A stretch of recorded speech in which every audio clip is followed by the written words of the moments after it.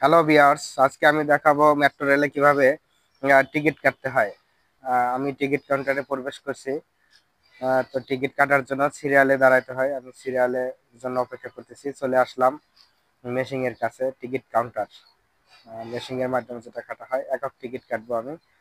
দুইটা টিকিট নেব। আমি টিকিট কাটার জন্য বাটন প্রেস করতেছি, টাকা দিয়ে দিলাম।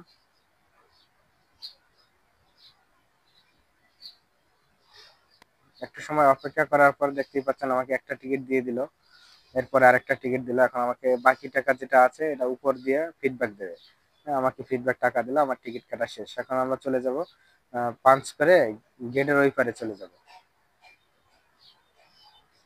এখন আমরা পাঞ্চ করলাম, পাঞ্চ করে গেটের ওই পারে যাব। এখন দেখতেই পাচ্ছেন যে পাঞ্চ করার জন্য হেঁটে যাচ্ছি।